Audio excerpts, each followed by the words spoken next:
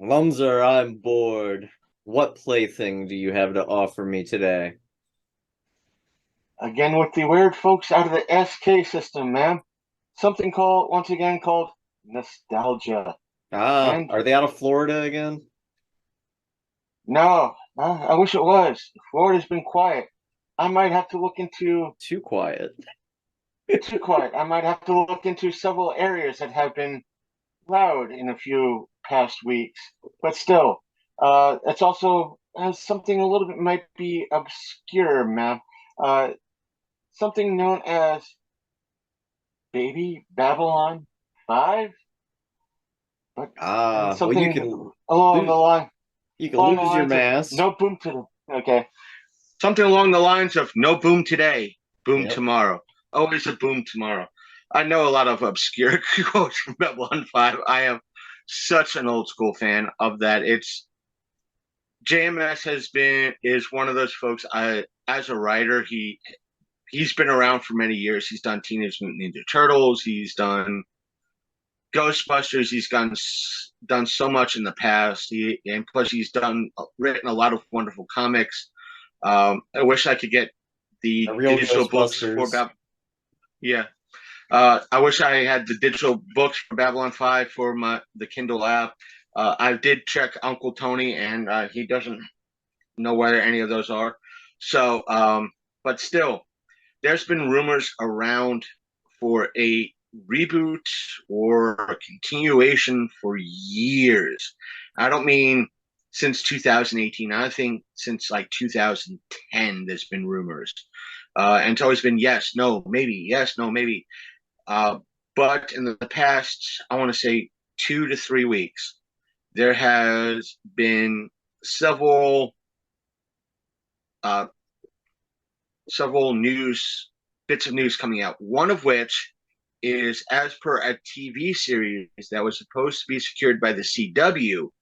That's no go because the CW currently released their fall schedule, and Babylon 5 as a series has not popped up. So a lot of speculation in regards to what's going on is still up in the air. But right now, CW is nothing. And so far as in regards to that, Arrowverse is gone.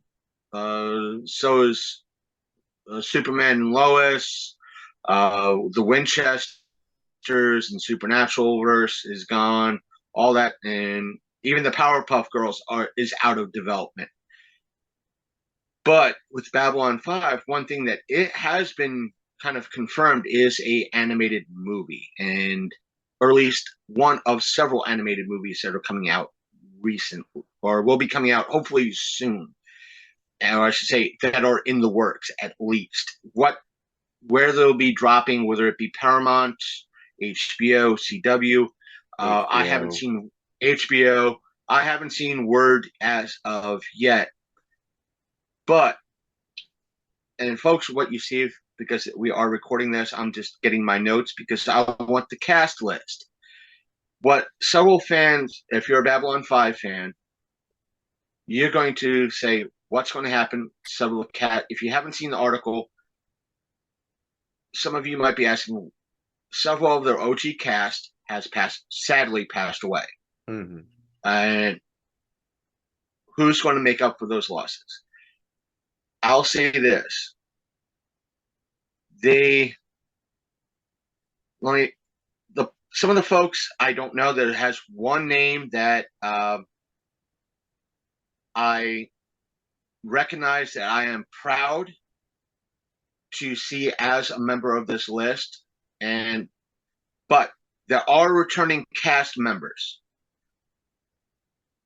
Before I get into the cast, I know it's a little bit of ADHD for me, but uh, from what folks have been saying that are working on this, both cast members and JMS himself, is that these movies are going to kind of fill in holes in the series. They're going to be kind of additions. They're going to be separate stories, but they're going to fill in holes. Meaning, like if between seasons 3 and 4 there were 6 months, this is going to fill in a few holes or fill in a couple of gaps that fans might not know. But in regards to the voice actors for the animated series movies, Bruce Boxleitner is going to return as John Sheridan. Claudia Christensen will return as Susan Ivanova. Peter Jurassic is going to be returning as Londo Mollari. Bill Mummy is going to return as Lanier. Tracy Sawkins as Elizabeth Lockley. That's And Moomy, Patricia by Tallman. the way. The what? Bill Moomy. Boomy. To him, so sorry, do not send me to the cornfield. Folks of you who got that reference, good for you. We're just into the planet with the carrot rebellion. I was going Twilight Zone. I was going Lost in Space. both were valid references. And Patricia Tallman as Lita Alexandra. But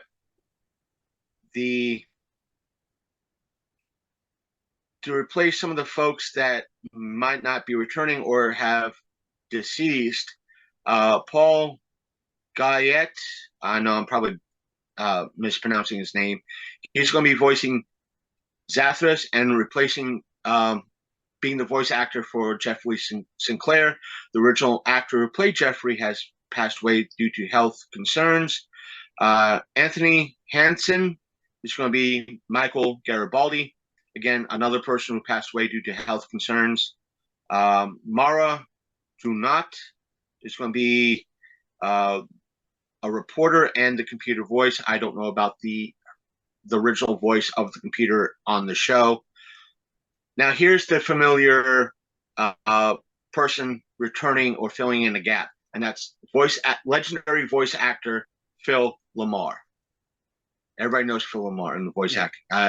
This was one of the oh man, this is going to be kind of epic, and he's going to be voicing Dr. Stephen Franklin. Again, another person who it didn't come up in the show, but the person that played Dr. Franklin was also hearing impaired. Not fully, but he did have hearing issues. And I think, depending on which platform this appears on, I'm going to say it like this. He might have passed away due to health concerns or unaliving himself, but I'm not fully sure. So let's just say health concerns for general aspects. But still, Phil LaMarr, yeah. And Piotr, Peter, Michael is going to be voicing David Sheridan. It's like Peter, but it's got like a weird Russian accent. I think David Sheridan is supposed to be, at least show-wise, let's see. It was in the show that Sinclair, Sheridan and they don't have her listed. Oh my god. She played it's like Andrea Morgos. Andrew Morgos is going to be Jakar. That's Big Phil. Shoes to fill. And here it is, Delenn. Rebecca Reedy is going to be voicing Delenn. Another, as a sci-fi crush, Delenn was if you ever seen the folks, Delenn was a very strong character. She was like a sci-fi alien crush for me. Go figure. Sorry. Don't hate me. You can do whatever you want, man. Just as long as they ain't 90% plastic like some people. No. Next week. We don't have time. We want to try to keep this I won't say family friendly, but let's save something for next week, folks. That way it brings in more things. But and the thing is, for a hint, I could go full Faye and know her name, and I'll drop her real name on next week's episodes. How about them apples? I would. Folks, if you dare me to drop her real name next week, give us likes and comments down below and hit that subscribe button, depending on your platform. How about them? And just as another teaser, just as another teaser, that there's a lot of people who think her pseudonym is her real name, and the geek inside of me just goes, seriously? And then I realize, oh yeah, we have a whole generation that didn't come up in the 80s and watch a certain TV series. Let me put it like that. Hit the like. Let's say again, hit the like button, hit the subscribe button, leave comments down below because it helps everybody's algorithms all around. I'm not sure since this initially drops on the OnlyPan site First, but in the other platforms ranging from the audio side to the yes, I have clips to make and put up, but. I think I'm just gonna send you a video too. I have the connection with my laptop's thing. I might just subscribe to your thing and just download it that way. If I find out who you are, you'll get a free sub. I like Subway. Oh, is that your user handle? No. I like Subway. I like you said free sub. I got to be innocent in regards to that. I like Subway, but oh no, yeah, this is going to be done by Warner Brothers Animation, so that's why it might be dropping on HBO. As you said, HBO Max. Yes, HBO or whatever it's being called now. But again, for those of you out there that love the DC animated series, yeah. Warner Brothers Animation, if you love the DC animated movies, you know how good and epic they could be. So therefore, Warner Brothers Animation taking the reins, and you have, at least for the most part, a good voice cast, a good writer, and a good creator and all that, you're going to have something that could be completely epic and go way beyond than what. And some of the replacement casts that you had for the people that had passed, they're regulars on other animated stuff at Warner Brothers done for voice acting. So, well, the only one I recognize is Phil Lamar, and yes. Props to that because I know we both know he's done over the past, let's say 20 years, he's done a very wonderful job voicing a wide range of characters. Didn't he voice Jon Stewart? Yes. Okay. Yes, he voiced the Green Lantern in the Justice League series and Justice League Unlimited, and plus he was Samurai Hawkman a couple of times too. He might have been. Plus he was Samurai Jack, and he voiced Static Shock. He's been a yes. So when that episode came in. He was doing double. Oh well, no, because Jon Stewart wasn't Green Lantern then. I was going to say they had Terry, Batman of the Future, Batman Beyond. Oh, he did both. He did double duty. A Static crossover with older Static. And he might have done double duty. He might have done. He might have done triple duty because you figure an older Static, younger Static. Any of the people he may have voiced for Batman Beyond plus Justice League. Right. Guy can work. So, I mean, he's very talented and a nice guy to meet. And sorry, that just blew my mind because I'm like, whoa. Because, like, there are times when I'm watching, like, old Transformers cartoons and I'm sitting there like, there are an awful lot of times when Peter Cullen was just sitting and talking to himself. If there's a conversation between Ironhide and Optimus, it's just Peter Cullen talking into two different microphones. You have to figure there's been a lot of shows, even out now, you have a lot of shows that voice actors do that, from Family Guy to South Park are the two primarily big shows out there that do that. Welker was used constantly on stuff. Just making reference to the modern kids out there that might be not as old as we are, but yeah, we're old. We got a lot of nostalgia, and we both like a lot of obscure sci-fi and horror that's out there. What was funny is because we were talking Babylon 5.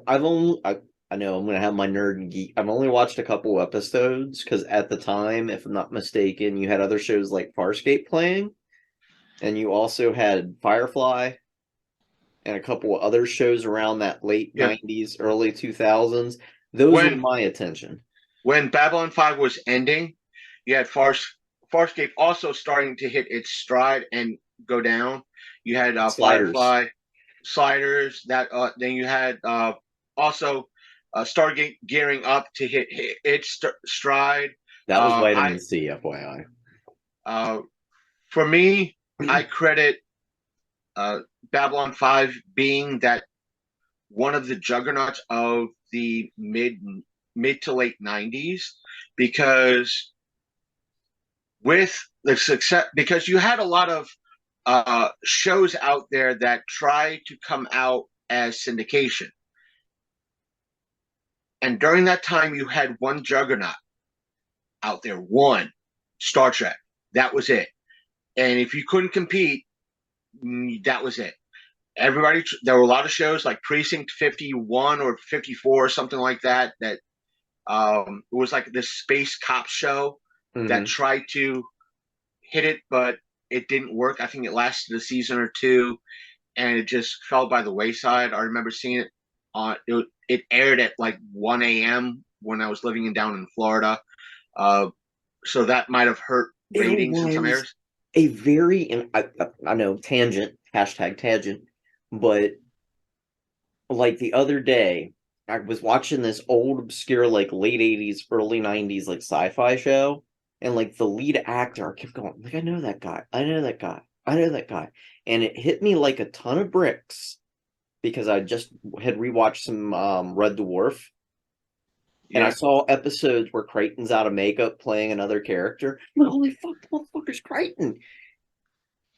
And I and, trying to think of the obscure show I was watching. It like popped up on Tubi or one of those oddball free channels, and I and was the, drawn in because I didn't recognize him. You know what I mean?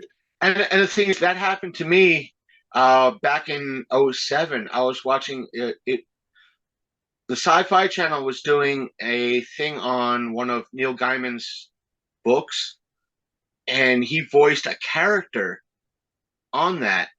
And I'm sitting with my ex, and I hear the voice, and there's supposed to be this like little sphinx that's about supposed to be the size of a house cat. Yeah. And I'm like, "That's Crichton." She's like, "What?" I'm like, "That's Crichton, Red Dwarf." And she's like, "What?" I'm like, Oh God. I was like, "I have to show you some DVDs." But then again, uh, we're talking about a person that I'm lucky that she knew about Futurama. Outside of that, nothing. Um, I think one day I even scored to her. I went up to, you'd get the reference. I went, "You never learn, do you?" And you got the right. You got the reference. Thank God you got the reference. But folks that might be listening to on the audio side, I made a an H on my forehead. But that's the aspect that. But Babylon 5, when it came out, when Warner Brothers did the whole PTEN network, which had Babylon 5, uh, like a time traveler type of show, and Kung Fu the Legend Continues, which I like, by the way. It's good, but Uh, it's odd. it's yeah. Uh, I watched those three, and it kind of with the only one I that I wasn't. I secretly like The Crow, Stairway to Heaven. But Babylon 5 was the success, and it kind of made that crack in the armor that was Star Trek.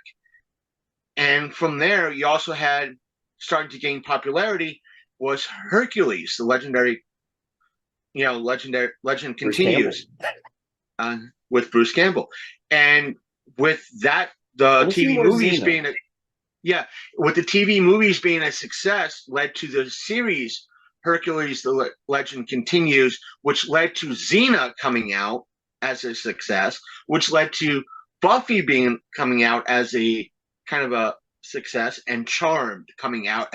So you had a lot of these successful shows come out in syndication before they went to quite possibly network TV. Mm-hmm. I say that because Babylon 5 ended up in TNT. I think Charmed went on the WB for a little Yeah, while, then it became the um, CW, and God knows which what came to else it CW. was. But that's my point. These were fan favorites for 4 years, 7 years, consecutively. And were they cheesy? Yeah, they were. Babylon 5 was kind of ahead of its time with effects and storytelling.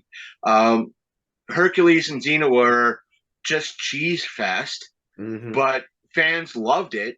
So was probably Charmed. So was, it led to kind of a new I won't say a new renaissance, but it led to a whole new aspect on how that Star Trek was no longer the powerhouse in the syndicated TV show aspect. There were now options for everybody to get into. So, and not to mention, it kind of gave a little bit of success to Farscape and stuff being on Farscape, Stargate Atlantis, and stuff that was airing on the Sci-Fi Channel, but Sci-Fi Channel kind of screwed the fans a lot. But that's a whole nother rant for another day. But see, But like with the whole Babylon 5 thing, because like I kept hearing rumblings about it, and it's weird because this is how obscure I get. Like when I saw J. Michael Straczynski's name popping up all over the place, I was like, "Oh my God, are we finally getting a continuation of Jason the Wheeled Warriors? Yes, please!" And if you don't know what Jason the Wheeled Warriors is, please check out one of the shows I was involved with previously, known as the Tourist of Terror presents the Saturday Morning Serial Killers. If you have no clue who Jace or Wheeled Warrior is, you may have vague recollections of the toys, but the characters in the show really had nothing to do with the toys, and J. Michael Straczynski just went wild with whatever he wanted. And so you'll get these little guys in little orange jumpers with all the toys. Yeah, they're not the main characters. And you get the little brain guys that fit inside the brain vehicles, but they're not the main bad guys.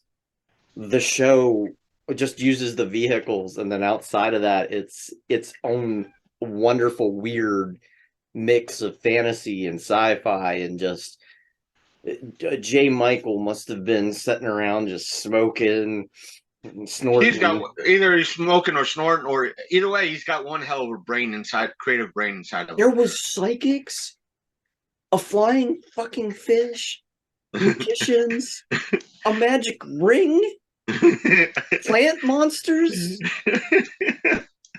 and none of that was in the toy line. None of it. It's like, Jay, It's you like, just what the like, hell were you taking, Jay? it's What like, the Jay, hell were you taking? well, did you have a What? bunch of scripts ready? And you just were like, screw it, I'm just going to add the vehicles, and that's all I need. It's like, dude, what the hell are you smoking? What the hell is this? I don't know what it is, but I'm watching it. Yeah, if you get a chance, watch it and then look up the commercials for the old toys for the Wheeled Warriors. They weren't even called Jace, because I bet a lot of kids will, who the fuck is Jace? What's this guy that, oh, okay, the vehicles are there, and there, but who are the rest of these people? What's going on? Probably back in the 80s, or when it was airing, if I did watch it, I'd be like, I don't care. I want one. But it's great. The Right. show had some brilliant writing. You had like a missing dad and a magical ring, and just and crazy sci-fi and stop and swap vehicles with interchangeable parts. It was wild. It was a different Oh, time to be alive. did. Yeah, we didn't care as kids. We just wanted cereal and Saturday morning cartoons.